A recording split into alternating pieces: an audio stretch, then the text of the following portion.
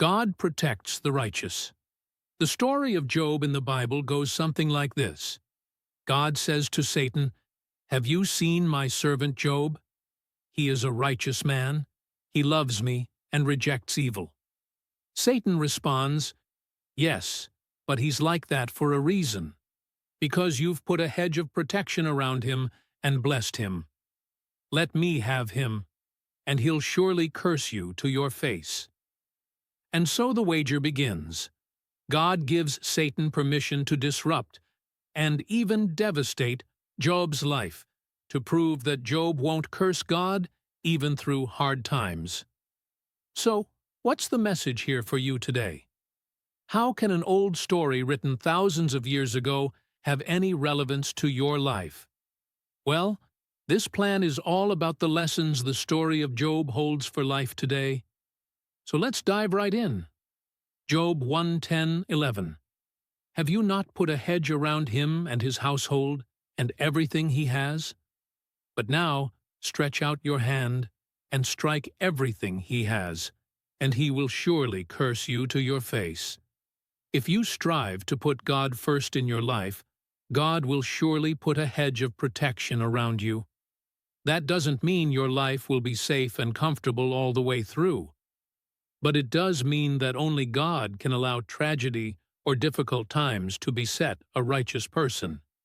So, when tragedy appears, you know it's not random. When tragedy strikes, God is still fully in control. Hundreds of years after Job, King David seconds those ideas in Psalm 125. David says that God is your fortress and your protection. So, when you don't feel like God is surrounding you like the mountains surround Jerusalem, you won't be the first person to ever feel that way. Remember, He is always with you. Rather than wandering away from God's protection and taking stuff on our own shoulders, we can ask God what He's doing in and through us, and how we can become a part of what He's doing in the situation. Take a moment to pray. Father, thank you that you are always with me, especially when I'm struggling. Help me remember that nothing happens to me that you can't help me with, and that you are my strength and protection every day. Does sin equal tragedy? Last time, we learned from the book of Job that God is always with you, even when it doesn't feel like it, and there's always something to learn from Him in life's tough times. Often when you're following Christ and putting Him first in your life, you can feel like things are constantly going your way. And the danger is, you could begin to think that serving God is about living your best life, and that everything you touch will turn to gold. But unfortunately, or fortunately, that's not what the book of Job is about. Job was a man who strived to put God first. God described Job as the finest man in all the earth, blameless, a man of complete integrity. Job 2:3. Regardless of Job's integrity, he lost absolutely everything he owned. Sons, daughters, all his wealth.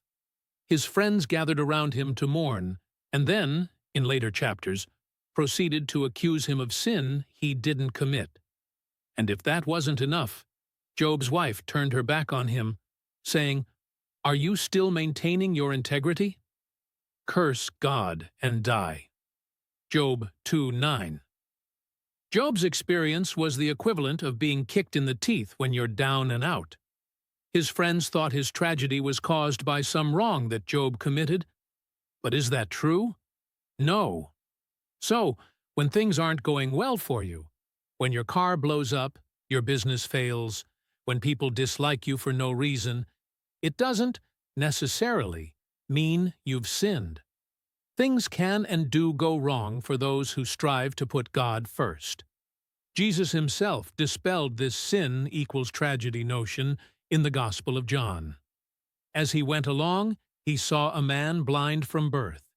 His disciples asked him, "Rabbi, who sinned, this man or his parents, that he was born blind?" "Neither this man nor his parents sinned," said Jesus, "but this happened so that the works of God might be displayed in him. John 9:1-3.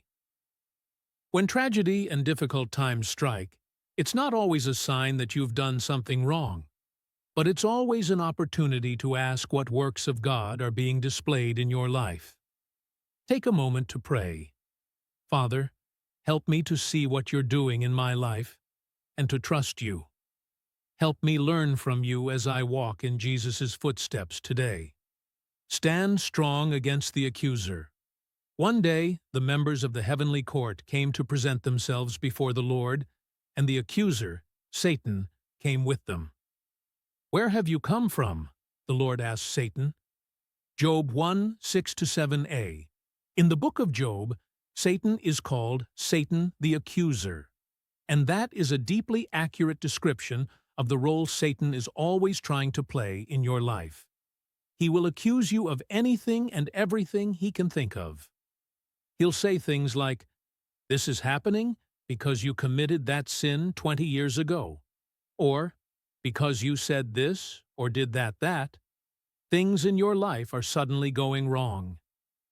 After Satan had basically destroyed Job's life,